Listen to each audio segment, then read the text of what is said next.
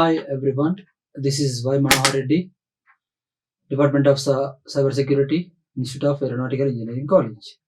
So today I am going to discuss about the concept of cosets. So cosets, the name itself, it is a algebraic structures. So order sets, you can say that order sets, those are different types of partial order sets or fully ordered sets. So we need to know about cosets. So from this, so cosets, so generally a group, it is a one type of group. So cosets are nothing but it is one type of group. It is one type of groups. So the group is nothing but z equals to 1 to up to 100 elements. So this is a group, and the coset, the subgroup, it is a subgroup of G. It is a subgroup of G, and every element in the subgroup is belongs to the group G. So then the set HA, equals to H into A belongs to capital H. That means the element in the subgroup is also belongs to the main group, So the element in the subgroup is also belongs to the main group is called as coset, So the coset is also called as partial order set also. You can say that poset also. So partial order set. So every element in the subgroup is also related to the group. And these elements in the group contains left elements and the right elements. So if you can take the elements, left elements as a subgroup, then it is said to be the left coset. And the elements you can consider the right side, then you can say it is a right coset. So in the mathematical formula, you can see here HA equals to the element in the group. Element in the subgroup is nothing but H into A with respect to the multiplication operation, and that H belongs to capital H. That each and every element belongs to subgroup. Is called a right coset of H in G. So this is all right coset. You can say that this is all right coset in the group G. Right coset of H in G. Similarly, AH equals to left side. You can say that left side is called left coset H of G. Left elements are from the subgroup and belongs to the group, so that you can say that these left elements are to be the left group or left coset. You can say that. So any two left cosets of H in G are either identical or disjoint. Disjoint means mutual exclusive, or identical means same. So either identical or disjoint. That means the group contains the number of elements, and if you can consider left elements and right elements, those two are maybe the identical or disjoint. Disjoint in the sense they are not divided or they combined. And let H be a subgroup of G. So H is a subgroup of G means G, if you take G equals to 1, 2, 3, 4, 5, 6, 7, 8, 9, 10 is a group, then subgroup H be a subgroup H equals to 1, 2, 3, 4 is a subgroup of this group. So that you can say this as a coset. So then the right cosets of H from partition of G, that is the union of all right cosets of subgroup H is equals to the group G. So union of all this H1, H2 is nothing but H2, H3. So H3 equal to 9, 10. So this is H1 and this is H2 and this is H3. These are all the different cosets related to these groups. So each and every one is, you can call it a subgroup, and that subgroup contains these elements, and the left elements are left coset and right elements are right coset. But the union of all these elements, the union of all these subgroup elements belongs to this main group. The union of all the subgroup elements belongs to this main group. So that you can say this as a coset. So that you can say this as a coset. So coset is indirectly, it is a group, because we are going to say that group is partitioned into subgroups, and each and every subgroup can have that elements, and that subgroup elements are from the left side and the right side. So the left side elements belongs to the left coset, and right side elements belongs to the right coset. This is what we mentioned here. Right. Okay, fine. So based on these cosets, we are going to see one theorem. So that is nothing but Lagrange's theorem. So Lagrange's theorem. So in this theorem, we are going to show that the order of each subgroup, the name itself, order of each subgroup. Order of each subgroup is nothing but the elements in that subgroup. So we know that finite group and the order of a group, right? So order of each and every subgroup is nothing but elements in that subgroup of a finite group G. Suppose if you can take the example Z equals to, this is a finite group 1, 2, 3, 4, 5, 6, 7, 8. This is a finite group. And order of each subgroup H equals to 1, 2, 4, 6. If you can take, this is a subgroup. So we are going to mention that the order of each subgroup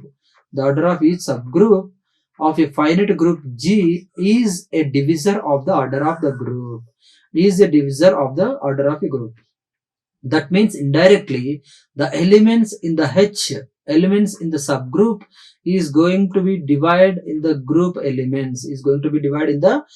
elements. So yes, obviously it may be right, because 1 in this element, 1 is going to be divided 1, right, and 2 is going to be divided 2, and 2 is going to be divided 4, 2 is going to be divided 6, 2 is going to be divided 8. So like the way each and every element in the subgroup is going to be divided in the elements in the group. So the order of each and every subgroup is a divisor to the finite group. So this is what we are going to show here. So this is exactly, you can see here. So example, definitely Z equals to, suppose you can take 2, 4, 6, 8, 10, 12. So this is a G group, and you can take the subgroup H equals to 1, 2, 4. So this means indirectly we are going to mention, and we are going to show that the elements in this subgroup is going to divide in the elements in the group, Yes. So 1 is dividing all these numbers, 2 is going to be divided all these numbers, and 4 is also going to be divided 4, 8, 12, so numbers. So this is what we are going to mention, and we are going to prove here. So see here, the proof is what? Since G is a finite group, means countable. The number of elements are countable. So since G is a finite group, obviously H is also a finite group. So therefore the number of cosets of H is finite. So number of cosets of H in G is finite. So that means the number of divisors to the H in G is to be finite. So we'll take HA1, that means element of the subgroup 1, element of the subgroup 2, up to elements of the subgroup R, H, be the distinct right or left cosets of H in G. So obviously we can have these all the elements, these are all the elements, and these are all maybe right or left cosets of subgroup in G. So then G equals to what? You can write HA1, G equals to HA1 subgroup element, the first element in the subgroup union, the second element in the subgroup union, the third element in the subgroup up to, you can take rth element, rth or nth element, you can take any of the element, right? Then g equals to how you can write? So same, this is the way you can write. G equals to, this is the way you can write. And the order of this group, you can apply order to this group, so that you will get order of g equals to order of ha1, that means order of the first element in the subgroup plus order of the second element in the subgroup plus order of third element in the subgroup up to order of eighth element, rth element in the subgroup, or order of rth element in the subgroup. So this is the way you can rewrite it. After that, what you are going to write? So the order of each and every element in the subgroup is equal. The order of each and every element in the subgroup is to be equal. So that you can write order of first element in the subgroup is equals to the order of second element in the subgroup H. Similarly, order of third element is in the subgroup H. Similarly, order of fourth element is in the subgroup H. So like the way you can see all the order of each and every elements to be the equal. Order of each and every elements in the subgroup to be the equal. So this is what you are going to mention here. This is what we mentioned here. Right. So from this statement we are going to write what? So order of group equals to order of subgroup 1, order of subgroup 2 up to order of subgroup rth terms. Order of subgroup rth terms. So that you can rewrite it as order of g equals to rth order of h, rth order of subgroups, rth order of subgroup. That means the each and every element in the subgroup is going to be the divide in the element in the group. So this is so that this shows the big O of h divides big O of g. So order of subgroup is going to be divides order of group. Order of subgroup is going to be divided with the order of group. Obviously we can say that the order is nothing but what? Elements in the subgroup. So how many number of the elements are in the subgroup is also the same countable number in the group also. So that the elements which are in the subgroup is going to be divided in the group elements. So this is the way you can prove the Lagrange's theorem. So the Lagrange's theorem statement is what? Order of each subgroup H of a finite group G is a divisor of the order of the group. So each and every element in the subgroup is going to be divided in the group element. So that is what we mentioned here and we have proven here, right? So the next concept is what? Primitive roots. The next concept is what? Primitive roots. So primitive roots are nothing but, so we'll find the different types of values with respect to the Euler-Torsion function. Euler-Torsion function. So the primitive roots are completely related to the prime numbers and co-primes. Prime related numbers and co-primes. So if an integer a has order of pi of n, where a is a positive integer and n is a natural number, so a is any positive integer 1, 2, 3 and n is any natural number 1, 2, 3. So where it satisfies the GCD of a, n equals to 1. That means GCD of a, n should be 1. It has to be come. Right. Then a is said to be the primitive root of n, or else you can say that n has a primitive root a. So if a power pi of n equals to 1 mod of n, if you can take, this is the formula to find the primitive roots. A power pi of n equals to 1 of mod n, where n is a natural integer and a is any positive integer and pi of n is the Euler-Torsion function value. Euler-Torsion function value to find the primitive root, and you can say that here a is the primitive root to this n. A is the primitive root to this n. Or else you can say that n having primitive root a. N having primitive root a. Primitive root A. So this is the way you can find. So from this formula we are going to say that what, so if you consider A is any positive integer and n is a natural number, then a power pi of n equals to 1 of mod n is a primitive root. So from this scenario we are going to say that a is a primitive root to the n, and n has a primitive root a. N has a primitive root a. So this is the way you can mention here, right? So from this, so we'll see one example. So to find the primitive root, how, right? So see here, find the primitive root 6. Find the primitive root of 6. That means we are going to find the primitive root a value. A value we need to find out. So what is the formula actually to find the primitive root? So a power pi of n equals to 1 mod n, right? 1 mod n. So this is what we need to find out here. And the primitive root of 6, 6 is nothing but n here. 6 is nothing but n. So the natural integer they given, and we are going to find the primitive root a. We are going to find the primitive root a. So before going to know this formula and know this technique, we have to understand, we have to recollect this concept pi of n, Euler-Torsion function concept. Euler-Torsion function concept. See here, if n equals to 6, then pi of 6 equals to what? Pi of 6 equals to what? So pi of 6 is nothing but pi of 3 into pi of 2. So pi of 3 into pi of 2. So pi of 3 is nothing but what? 2. Value of pi of 3 is nothing but 2 from the Euler-Torsion function table, and pi of 2 is nothing but what? 1. So 2 into 1, 2. So the pi of 6 is nothing but 2. Pi of 6 is nothing but 2. So now you can rewrite it as a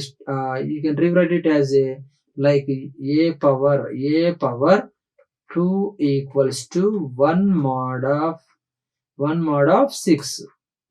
1 mod of 6.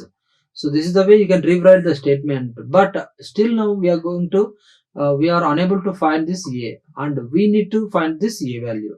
So how we are going to see here? So a power pi of n, so that is nothing but a power 2 equals to 1 mod of 6. Right, now here consider that a equals to 2, 3, 4, 5, because the given natural number integer is 6. So the given natural integer is 6, so that we are not able to find the direct a value, right? So we are going to find the a value by sequence of the value substituting. So see here, if I put a equals to 2, so what will get? A is nothing but a 2, so 2 power 2 equals to 1 mod of 6. Is that statement is true or not? Because 4 equals to 1 mod of 6. 4 equals to 1 mod of 6 is not. So you are not able to find this. And similarly, if you substitute a equals to 3 value 3 square, that equals to 1 mod of 6. So 9 equals to 1 mod of 6 is also not true, right? Similarly, you can take 4 also. So 4 square is nothing but 16. So 16 equals to 1 mod of 6. 1 mod of 6 is also not true. And next 5, if you take 5 square, so 5 square is nothing but 25. So 1 mod of 16, 1 mod of 6, 1 mod of 6. So 1 mod of 6, yes. If you can divide 25 with 6, you can divide 25 with 6, what you will get? 6 4 ja 24. So that you will get the remainder is 1. So the 25 equals to 1 mod of 6 is to be true. So here a value is what? 5. So a power pi of n equals to 1 mod of n formula. In this formula, a is nothing but 5 power 2 equals to 1 mod of 6 is to be the true value. So hence we find out that what? A equals to 5. So a equals to 5. This is the primitive root. So 5 is the primitive root of 6. You can say that, or else 6 has the primitive root 5. 6 has the primitive root 5. This is the way you can mention here, right? So from this formula only you have to find this a value, right? So this is the way you can find the primitive roots to the particular numbers. And you can see the next example also. You can see the next example also. And like example, you can take any of the example like a power. So find the primitive root of 3. You can take it from a power pi of n equals to a power pi of n equals to 1 mod 3 you can take. So if n equals to 3, so what you will get? So pi of 3 is nothing but 2. So pi of 2 is nothing but a power 2 equals to 1 mod of 3. 1 mod 3. So a power 2, 1 mod 3. So if what is the value of a will get remainder as 3 means we need to solve. So first of all, a equals to, you can take 1 comma 2. A equals to 1 comma 2. So if you take 1 square is nothing but 1. So 1 equals to 1 mod of 3, not. And if you take a equals to 2, so 2 square equals to 1 mod 3. So 2 square is nothing but 4. 4 equals to 1 mod 3. Yes, right. So 1 mod 3. So you can divide 4 with 3. So 3 1 ja 3. And the remainder is 1. So that you will get remainder is 1. So a equals to 2. The primitive root a equals to 2 is the primitive root of 3. Primitive root of 3. So this is the way you can say that. So you can, here 2 comma 3 is the coprimes, and similarly 5 comma 6 in the previous example is also to be coprimes. So whatever the coprimes are we are having, that coprimes are to finding these primitive roots very useful, right? So this is the way you can find the primitive roots. And the next concept is what? Discrete logarithms. So discrete logarithms. So we know that finding primitive roots is to be using this a power pi of n equals to 1 mod of n, right? So from this discrete logarithms, we'll see here. So let G be any group, denotes its group operation by multiplication, and its identity element by 1. Its identity element is 1. Let B be any element of G. Suppose you will take B is an element of the G. So for any positive integer k, the expression b power k denotes the product of b with itself k times. That means b power k times denotes the product of b with itself k times. So let a also be an element of G, then an integer k that solves the equation b power k equals to a. So simply we can say that b power k equals to a is the discrete logarithm or logarithmic value of a comma b. So you can say that logarithm of a comma b is nothing but b power k equals to a. So it is termed as discrete logarithm or simply logarithm. It is termed as discrete logarithm or simply logarithm of a to the base b. So you can rewrite it as k equals to so b power k equals to a is rewrite it as a logarithmic form k equals to log a to the base b, log a to the base b, you can rewrite it, right? Suppose you can take an example. So b power k equals to a format. So 2 power k 5 equals to 32. This is the format, looks like b power k equals to a, right? So here the k value is what? 5, and b value is what? 2, and the a value is what? 32, right? So this is the b power k equals to a value, and we have to rewrite it as a logarithmic form k equals to log a to the base b. We have to rewrite it as a logarithmic form k equals to log a to the base b. So how we are going to write? Look here. So k equals to log a to the base b is nothing but, so k equals to 5 equals to log a means what? 32, base b is nothing but 2. So 5 equals to logarithmic of 32 base 2. So this is the way you can rewrite it as a log form. So this is what we mentioned here. This is what we mentioned here. And similarly, you can rewrite it as, you can take another example.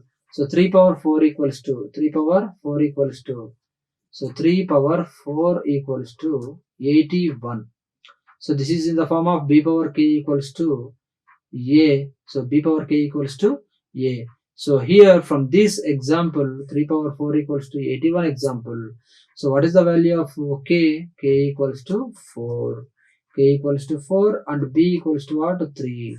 And a equals to what? 81. Right? So we will have a value and b value and k value. So what we need to do? Substitute this all the values in the log form. So the log form is what? K equals to log a to the base b. K equals to log a to the base b. So substitute this all the values in this form. What will get? K equals to means what? 4 equals to log a means what? 81. Base b means what? 3. So 4 equals to log 81 to the base b. That is nothing but base 3. So this is the way you can get the values. Log 81 to the base b. So this is the way you can rewrite in the log form with the base values like b power k equals to a values. You can rewrite it in the log form. You can rewrite in the log form. That is nothing but discrete logarithm. So that is what we mentioned here. Let b be any integer of group G and a is any integer of group G. Then b power k equals to a denotes that logarithm, discrete logarithm of a comma b values. Discrete logarithm of a comma b values, right? And see here the another examples. Discrete logarithms also used to find the primitive roots as well as, so discrete logarithms are also used to find the primitive roots. So here on example 3 power 4 mod 12 value is 9. 3 power 4 mod 12 value is 12. So see here 3 power 4 is nothing but 81. And here 81 is nothing but 81. You can divide with the 12. So 12 6 72. 12 6 72. So that remainder is what? 9. Remainder is what? 9. So 9 is the remainder value of 3 power 4 mod 12. So to rewrite this above in D-log format. So discrete logarithm format. So to rewrite this discrete logarithm format, so we need to have this formula a equals to b power I of mod m. A equals to b power I mod m. A equals to b power I mod m. So this is, you can rewrite it as in logarithm form. I equals to d log of d log a to the base b comma m. Base b comma m. So you can see here 3 power 4 mod 12 equals to 9. So the values here, from here 3 power 4 mod 12 equals to 9. From this the value of b equals to what? 3, and I equals to what? 4, and mod m equals to 12, and the value of a equals to 9. A equals to 9. So from this example 3 power 4 mod 12 equals to 9. So as per this form a equals to b power I of mod m. B power I of mod m. So the value of a equals to 9, and b equals to 3, and I equals to 4, and m equals to 12. So we know that the a value, b value, I value, m value. So we know that these are all the values. Now what we need to do? We need to substitute these all in this d log form. We need to substitute these all the values in this d log form. So that is the formula is what? I equals to d log. D means what? So d log a means what? 9, and b means what? 3 comma m means 12, and this I value is nothing but 4. So 4 equals to d log, discrete logarithm of 9 comma 3 9 to the base 3 comma 12. 9 to the base 3 comma 12. So this is the values you will get values, and you can substitute in this discrete logarithm form. So from the previous root, I mean primitive roots formula is what? A power pi of n equals to 1 of mod n. So from this you will get a values as the primitive root to this m, and here the discrete logarithm we are going to find the A values, B values, M values and all I values, and substitute these all the values in the D log form.